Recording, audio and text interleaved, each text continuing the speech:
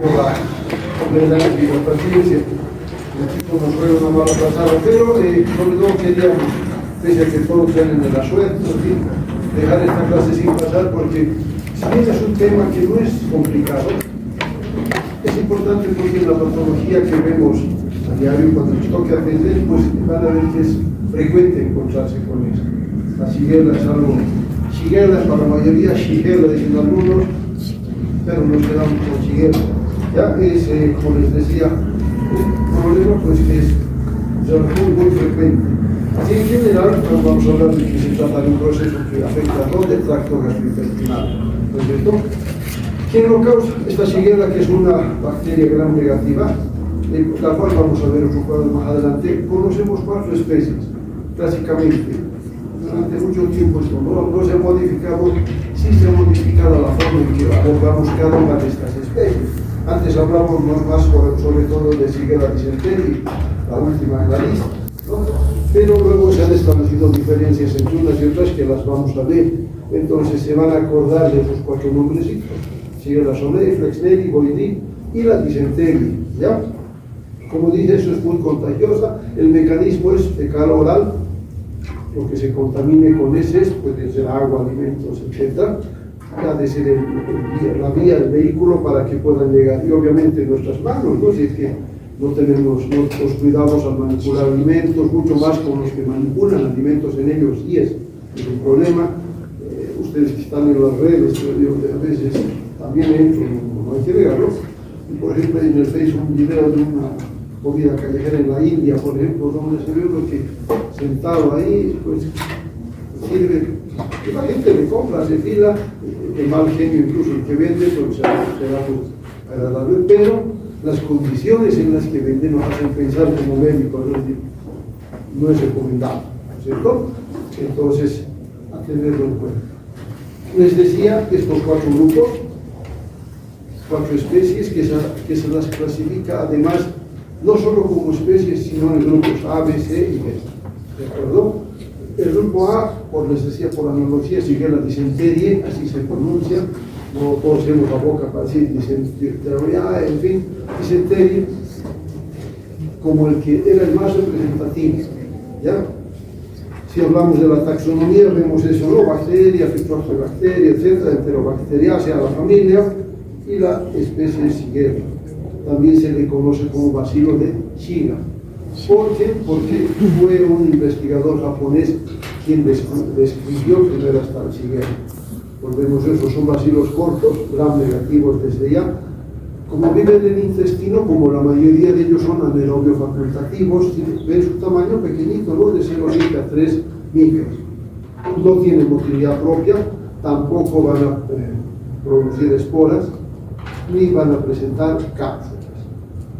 Así es como se los ve. ¿A qué se asemejan? No se va a olvidar. Obviamente esto está con microscopio electrónico aumentado miles de veces, no las 1000 que podemos ver acá, más todavía, y por eso podemos verlas con ese aspecto, ¿no es cierto? Parecen salchichas, ¿no? Pero no son. Entonces, otra vez la clasificación les decía, ¿y qué importancia tiene esta clasificación? Basada, como dice arriba en el epígrafe, en 0 grupos basados en su antígeno O, que tienen, por ejemplo, esta Shigella dysentery 15 serotipos o serogrupos. La Shigella Flexneri 8, Shigella Boydii 19 y Shigella sonnei 1 solo. ¿Ya? Casi todas ellas fermentan un azúcar como el mannitol, excepto la primera, Shigella dysentery, ¿no es cierto? Como ya nos ponen abajo en el pie de foto, los serotipos Flexneri y sonnei son responsables de procesos endémicos, es decir, sobre todo Shigella sonnei, creo que hay un cuadro más adelante, es responsable de la mayor parte de las infecciones por Shigella, diarreas por Shigella, pero de manera endémica. ¿En quiénes? Sobre todo en viajeros, quienes cambian de ambiente por viajes generalmente, y al probar algún alimento, aguas de los lugares que visitan, pues se contagian con Shigella y hacen el problema. El problema no es tan serio. En cambio, Shigella dysentery provoca también un cuadro diarreico, pero más grave. Por eso se llama, a partir de su nombre, Hay un término que lo escuchan en parasitología, la disentería, ¿se acuerdan? La disentería mediana, la más común para ellos. Luego viene la disentería por Bacterium coli, y para nosotros la disentería basilar, que es sinónimo de infección por Shigella dysenteris, ¿ya? La forma grave que puede tener complicaciones.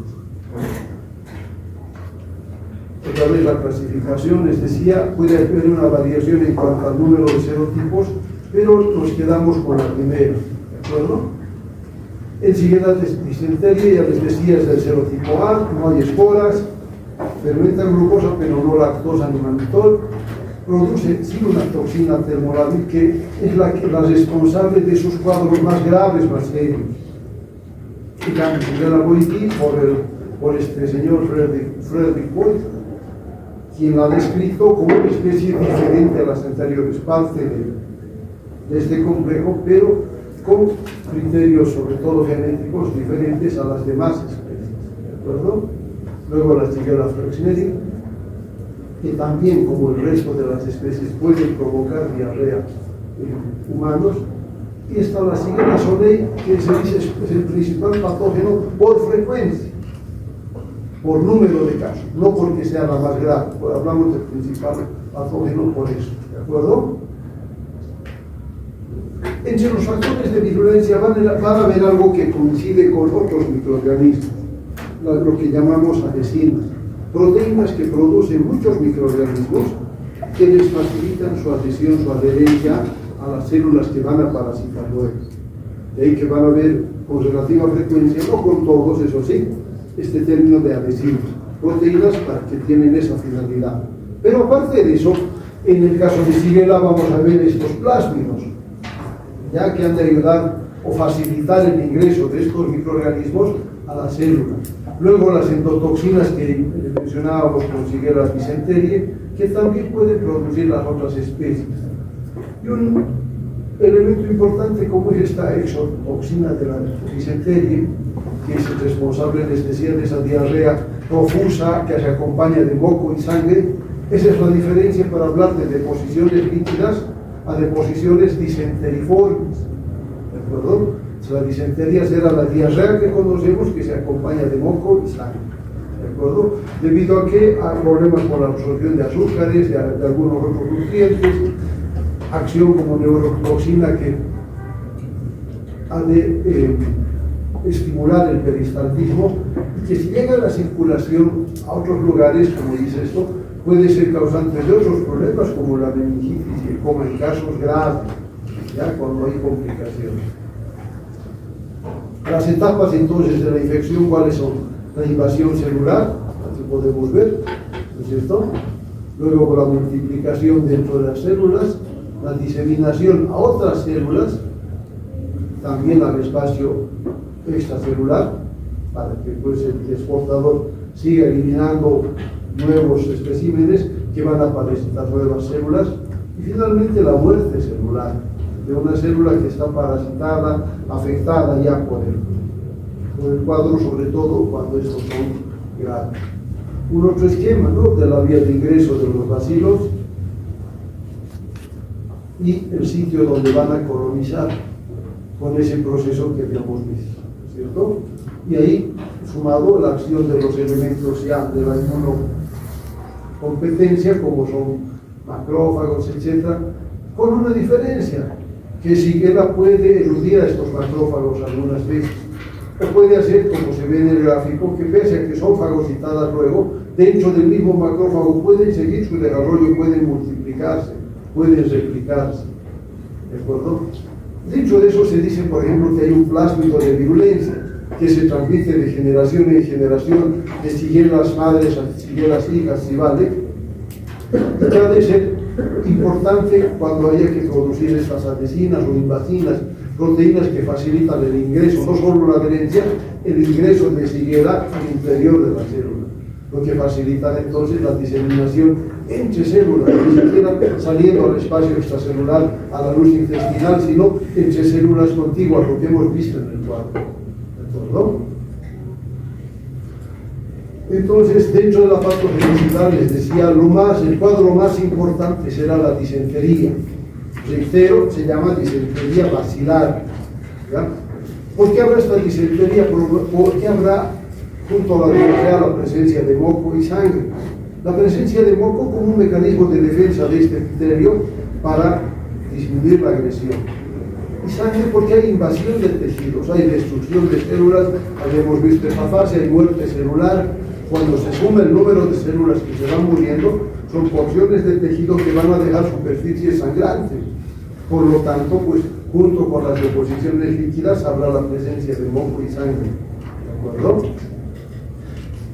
Lo que mencionábamos es endotoxina, que también le llaman algunos la toxina SIGA, que es parecida, dicen, a la verotoxina que produce Escherichia coli, la enteroinvasiva, ¿no es cierto?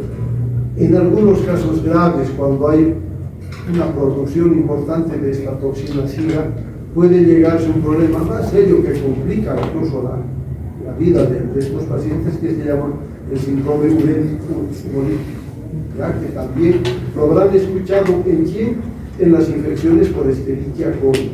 Bueno, entonces, esta Shigella había sido nomás un microorganismo invasivo que puede lesionar, destruir tejidos, eliminar células, donde, sobre todo en el intestino delgado y también intestino grueso. ¿De acuerdo? Hay otros mecanismos un poco más, ¿qué les diría?, más detallados respecto a proteínas que producen estos microorganismos, que se llaman estas proteínas IPA, ¿ya? Que tienen sus variaciones, por si el caso no nos vamos a complicar con eso, que también van a coadyuvar a esos procesos de invasividad de estos microorganismos. Entonces, esquematizado lo que hemos visto, ¿no? A partir del contacto con células, la endocitosis de estas células, la proliferación de estas, invasión de otros enterocitos, proceso que ha de provocar reacciones, por eso habrá pérdida de líquidos, producción de moco, se altera la absorción de líquidos, obviamente, y se va a provocar progresivamente un absceso mucoso. Resultado, un infiltrado de elementos formes de la sangre, pero que no es suficiente muchas veces para detener el proceso infeccioso. El periodo de incubación variable promedio, 76 a 72 horas, día y medio a 3 días. Algunos ponen de 1 a 7 días, nos damos un margen más grande, pero es relativamente rápido. ¿Ya? ¿Qué incluye en esto? Que como es un parásito o un microorganismo muy invasivo, básicamente se decía que hay dosis infectantes, que con Shigella pueden ser hasta 100 microorganismos, ¿se imaginan? Es decir, normalmente con otros hablamos de miles, hace falta ingerir miles para que uno espere problemas con estos agentes. Con Shigella se dice que basta 100, 10 a la 2, son 100 bacilos que serían suficientes para provocar los problemas. El cuadro clínico, la mayor parte de las veces, si se trata de las especies diferentes a Shigella disenterie, va a venir con problemas, ¿no? La diarrea acuosa, algo de fiebre, tener muy poco propios, porque al estimularse el peristaltismo tenemos la sensación, aún después de defecar, el paciente siente que todavía quiere defecar. Ese es el tenesmo, ¿no? Por si acaso. Luego podrán haber náuseas o vómitos, la disminución del apetito, la anorexia, y obviamente si hay diarrea, el riesgo de que haya deshidratación. ¿En quiénes? Sobre todo en pacientes menores, ¿no es cierto? En cambio, la disentería bacilaria se va a complicar, aumentará el dolor, habrán cólicos verdaderos, fiebre ya más importante, y lo que les decía, una diarrea sanguinolenta acompañada de moco y también, ¿de acuerdo? Se espera que más o menos después de este periodo de incubación, a las 48 horas, empiece la diarrea. Y si se fijan acá, pueden haber hasta 16 a 20 evacuaciones. Es importante. Esto se puede confundir también con ¿qué? Con las intoxicaciones alimentarias por Escherichia o por Bacillus. La diferencia, ¿cuál será? La presencia de moco y sangre. Nos hace pensar que hace falta un tratamiento algo más medicino. Lo que decíamos, ¿no? Que sigue la disentería más patógena, vamos a ver que haya un cuadro más aparatoso, la presencia de esa toxina SIGA, su frecuencia mayor en algunos lugares del mundo, entre ellos Centroamérica y América, y Sudamérica todavía es nuestro país endémico por las condiciones en las que vive la gente, ¿no es cierto? Algo importante a considerar en la infección por Shigella dysenterie, la mortalidad que puede llegar hasta un 20% y su relación con lo que decíamos, producto de la acción de esa toxina Shiga, con el síndrome urémico hemolítico.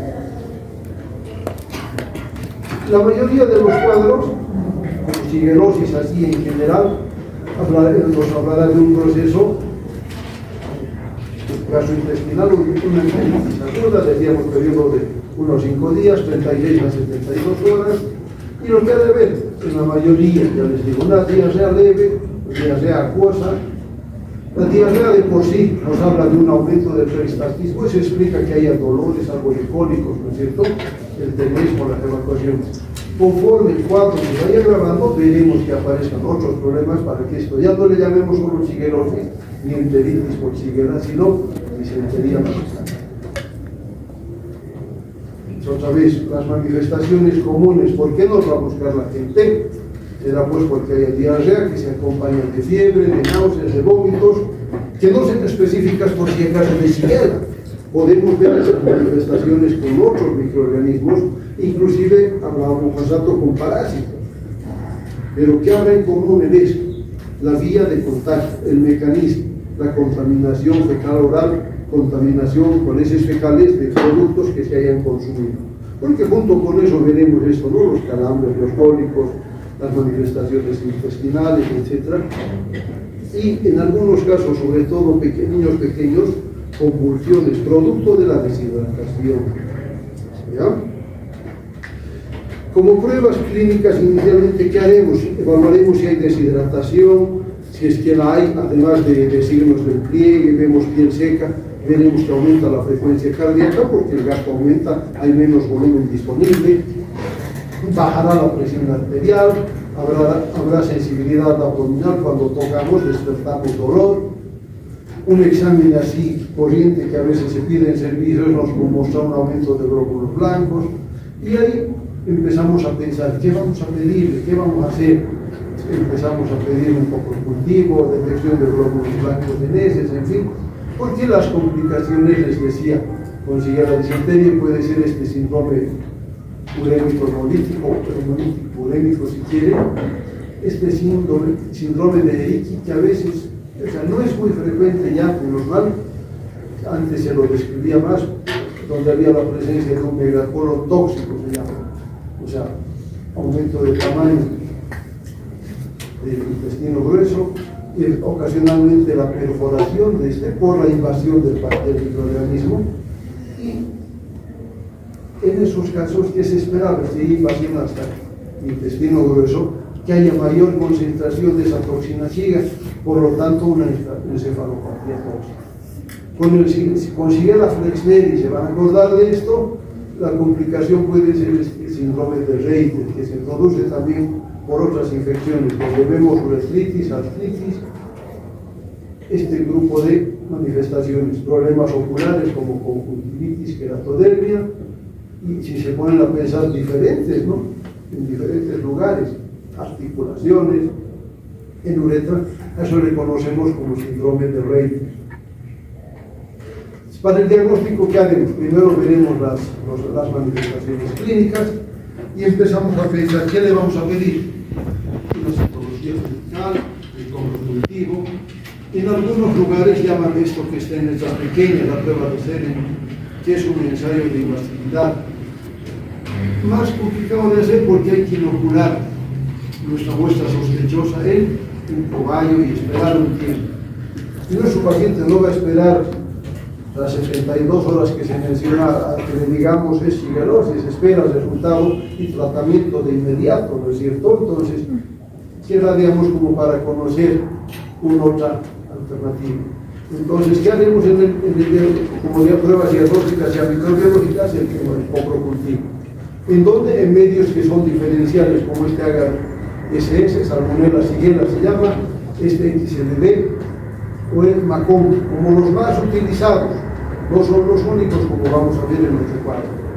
Entonces, se van a acordar de estos, agar SS, XLD o Macón, ¿de acuerdo? Luego podemos hablar de este agarictoe, el maconque otra vez, el salmonella shigella, las colonias de fertilidad, pero se parecen aún en diferentes medios, si se fijan, tienen un aspecto similar. ¿Ya? Si se puede leer, el crecimiento será 35 grados, no van a fermentar lactosa, y lo que decía, ¿no? Colonias blanquecinas grisáceas de 1 a 2 milímetros. Independiente del medio, si se han fijado, ese tipo de colonias se veía en todo, ¿ve? Blanco grisácea. Esto será una observación de los bacilos en un frote, condición de la. ¿Se fijan? Son estos característicos, parecen cápsulas vacías, y estos son glóbulos rojos, por ahí algunos leucocitos. Y a mayor aumento, con microscopio electrónico, así vemos a la shigella. ¿No? Para identificar especies o diferenciar de otras enterobacterias, se utiliza la batería de pruebas bioquímicas, donde estará, se utilizan este TSI, triple sugar iron, haga triple hierro o hierro triple azúcar, haga hierro lisina,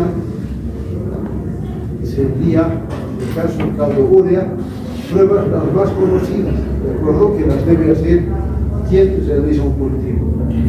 Decíamos que el diagnóstico mucha gente lo espera rápido. Hay pruebas de diagnóstico rápido que utilizan el sistema de las pruebas de embarazo, ya sea en placa o como en este caso en tubo, el ecotest, hay un rapid test para shigella, que se puede hacer en consultorios y nos aproxima mucho, la sensibilidad es buena, no es total, no es del 100%, pero nos aproxima como para pues orientar nuestro diagnóstico y empezar el tratamiento, porque ¿qué le aflige al paciente? Su diarrea y quiere que pase cuanto antes, ¿no es cierto? Entonces, si ya tenemos una sospecha diagnóstica, nos aproximamos más con una prueba rápida, empezamos mejor un tratamiento más específico. No todos los agentes tienen acción, por eso es que es importante pensar en un tratamiento adecuado. Primero, al tratarse de un cuadro diarreico, siempre pensar en equilibrar su hidratación, equilibrar su balance electrolítico, no solo líquidos, sino también algunos electrolitos. Y luego empezamos a utilizar antibióticos, pensando en que se trate de un cuadro moderado grave, y podemos pecar por exceso para que el resultado sea más rápido. ¿Qué podemos utilizar? Por ejemplo, de elección, ciprofloxacin. Muchos lo habrán escuchado, fácil de usar, fácil de conseguir, es barata relativamente y pues es fácil de tomar, 2 veces al día. Luego tendremos como alternativas acitromicina o ceftriaxona. La acitromicina todavía igual, puede tomar. La ceftriaxona en cambio es de administración parenteral, necesitamos inyectar. ¿Ya? Cuando pensemos o no vemos resultados, entonces tendremos que pensar en eso. Antes ya van a ver, creo que algunos cuadros hablan de ampicilina, amoxicilina, o trimoxazol, o trimotropin, vasulfanoxazol. Los niveles de resistencia ya son importantes con estos agentes, de ahí que ya no los utilizamos casi con ningún proceso diarreico.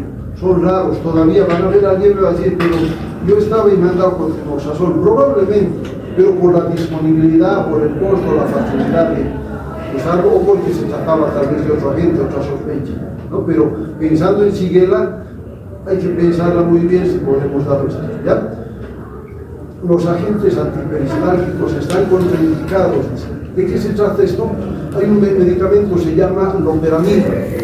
Cuando hay procesos diarreicos, es como si este inhibiera el peristaltismo, por lo tanto la diarrea no es tan frecuente. ¿Cuál es el problema? Que es como si no se maneja bien, pueden provocar hasta un ilio, la parálisis intestinal, o sea, pasajera, que es otro problema. Por eso es que si pensamos en shigella, mejor usar loperamida. Esos son los antiperistálticos, por si acaso, y medidas de apoyo. Otros esquemas de tratamiento, todos estos, si se dan cuenta, si se fijan, utilizan antibióticos, ¿no? ¿Por qué? Porque con esto que buscamos disminuir la duración del cuadro, reducir los contagios y reducir el riesgo de complicaciones Eso es lo importante, evitar llegar a la disentería severa, que ya les decía, puede complicarse incluso a distancia. En este esquema, por ejemplo, nos hablan de lo que les decía, ¿no? Ampicilina, trimetopril o triboxazol, pero, reitero, con el primer cuadro, tener cuidado, preferible usar las quinolonas, el ciprofloxacino, como hemos dicho hace rato, y las cefalosporinas de tercera generación o algún macrólido como la citromicina. Hay diferentes esquemas. Este, por ejemplo, que resalta que, ¿por qué lo puse? Porque habla, ¿no?, de costo alto, eficacia. Tiene que ver, sí, el costo. Si nuestro paciente viene y lo vemos que apenas tiene para su consulta, no le vamos a recetar algo que le cueste mucho. Uno parenteral, por ejemplo, que de hecho cuesta más. El que alguien le inyecte no va a ser gratuito, tiene que usar 1, 2, 3 veces al día, entonces sí, aumenta el costo. Pasa lo mismo con estos otros, ¿no? Entonces hay que tener cuidado con esto, ¿de acuerdo? Si no se lee muy bien, este es un cuadro que nos habla de patrones de resistencia que se han encontrado en cepas de algunas enterobacterias, y por analogía se espera que haya lo mismo con hielo. Otro cuadro que nos habla de eso, la resistencia, si bien ha sido creciente. Inicialmente se usaban solo sulfas, sulfonamidas, luego usábamos las tetraciclinas, ya visto que no dan resultados. Después apareció el cloranfenicol, perdón, que nos ha mostrado también ya esos sus problemas, y pasó lo mismo que con esta ampicilina y trimetopril, y por eso es que nos inclinamos por usar eso, ¿no? Las fluoroquinolonas, como la ciprofloxacina, les decía, cefalosporinas de tercera generación mejor, y la citromicina. Epidemiológicamente es un problema más frecuente en niños. Se dice que más del 60% de casos van a ocurrir en ellos. ¿Por qué? En estas edades, entre 1 a 5 años, ¿qué hábitos tienen los niños? El probar el mundo con sus manos y su boca, ¿no es cierto? Todas las bocas, sobre todo entre 1 o 2 años. Y entre eso, pues, todo lo que toquen, lo que esté contaminado, incluyéndoles a ellos, cuando van hasta descubriendo su cuerpo, y no es, parece, ¿no?, raro ver niños que juegan con sus heces, inclusive, dependiendo del cuidado que tengan. Obviamente uno dice, impensable para la mayoría, los papás los cuidan, pero se dan casos. Pero más allá de eso es por esos hábitos que tienen, en ese caso, ¿ya? Luego se dice, ¿no?, como otros criterios, que es responsable del 10% de diarrea en mayores de 5 años, pero fíjense este porcentaje, 75% de muertes por diarrea en países en desarrollo. Es importante, ¿no? Incidencia en el tercer mundo, imagínense, 150 millones de casos en relación a los países del primer mundo, llamaremos, donde hay 100 veces menos casos que en países en desarrollo. ¿No es cierto? La mortalidad cuando llega a ser una disentería vacilar es elevada, habíamos visto hasta un 20%, sobre todo en quienes, en niños menores, en lactantes. Si a eso le sumamos la falta de higiene, que a veces tenemos que verla con mucha pena, pero pues eso se aumenta, ¿de acuerdo? Recordar que la vía de transmisión es fecal-oral. Para la prevención, tener cuidado con las 4 Fs en el inglés, ¿no? Comida, dedos, heces y moscas. Todo lo que contamina las heces, ¿no es cierto? Lo que decíamos, mayor parte de casos en niños menores. El humano es el portador, que será importante entonces procurar ese control sanitario, mejorar, o por lo menos ustedes podemos hacer eso, nosotros educar a la gente a manejar mejor sus excretas, ¿no es cierto? El lavado de manos vulgares y silvestres sigue siendo útil para estos casos también. Si hay pacientes que los hayamos identificado aislados, y hacer el tratamiento precoz. Esos son los casos asintomáticos o portadores que pueden ser quienes nos venden las comidas, ¿no es cierto? Y el tratamiento obviamente en todos los contactos, ¿de acuerdo? Nos salió el título a la prevención, otra vez, ¿no?, lo que habíamos dicho, las 4 Fs, dedos, heces, moscas y comidas, ¿no?, o alimentos. El control sanitario, desinfección de frutas y verduras, lavar, el agua que consumamos, hervirla, una adecuada disposición de desechos y el control de los vectores, ¿no? Como las moscas. Este es un ejemplo de lo que van a hacer a fin de año sus infogramas. Se hacen de esta manera, más o menos, donde ponemos información que nos permite recordar el tema de una manera rápida, ¿no es cierto?, incluyendo la prevención. ¿De acuerdo? Bueno, eso es todo, muchachos. Gracias por su atención.